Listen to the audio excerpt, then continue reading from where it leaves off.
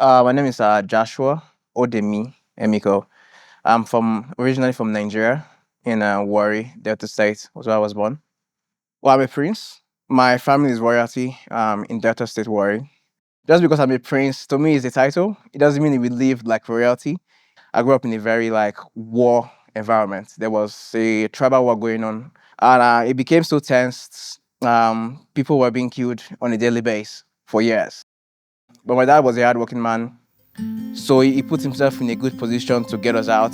That's when he got a job working offshore for an oil company. Tough decision for the family because he left my mom being the only one taking care of us when these people came to my community to attack us.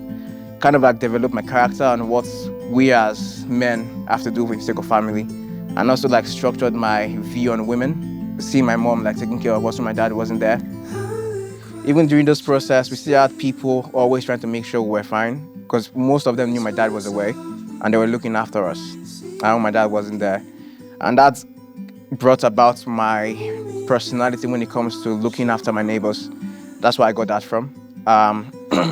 It was just growing in me like, hey, if somebody's in trouble and you see somebody's in trouble, it's your responsibility to look after them. And that's how I've always been. I met my lady through Word with Friends. It's like a Scrabble game. I was in Nigeria, she was here in America. We had a good connection. During that period, my mom passed away. So she was she was there for me during those time frames. She was trying to be supportive. We started like catching feelings for each other. That's the word I like to use. She decided to come see me in Nigeria. It's just like she knew what she wanted. She was very straightforward. She was a hard worker. And that was kind of the quality I grew up seeing women to be. She didn't want to do the long distance relationship, so we kind of had a discussion. She lived here in Vegas. She's been in Vegas for about almost 20 years now. We had a discussion on what we want to do moving forward. Me leaving my home country, coming to a different country. She kind of like briefed me up on what to expect. So come year 2020 during COVID, about a week before COVID got like escalated, I landed here in America. A couple of days after, I think 2 days after, they closed the border, which was a very like tricky one. I was very lucky, I guess.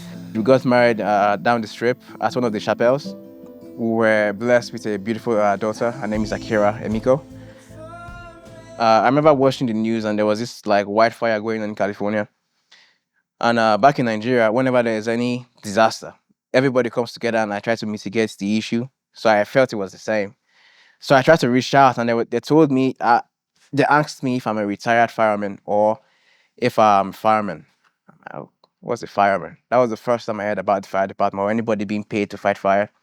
That kind of like gave me an idea, but I was still like oblivious to, it still didn't like click. Like there are people are actually being paid or there's a job category that's call themselves firemen. So fast forward, I met Captain Foscado, who I believe was the foundation of my drive to be a fireman. Because he brought me in, didn't know who I was, took care of me basically, tried to get me hired 2021, I believe, but I didn't make the cut. But regardless of me not making the cut, he still like kept in contact with me. And it kind of like it was part of my growth being here in America. I remember when I got like laid out of my work, I had no job. And he was always like out there looking for work for me. This is somebody I did not know. So my lady had a miscarriage. And I remember the crew, 66, called me. They knew I had no family here in America. So they were very involved with me during this process. I didn't know how to manage that emotion. And they did a really good job like inviting me back to their homes. And like I said, I was a stranger. And I have these people just like, hey, come by my place to have dinner. Bring your wife with you. I remember they would call me over to the station just to share me up, just so I'm not idle. And that kind of like gave me an impression or reminded me of people back home, because that's something they would do.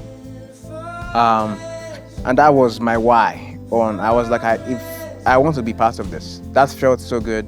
Because I don't know if anybody who has gone through that kind of emotion before, you are just dark.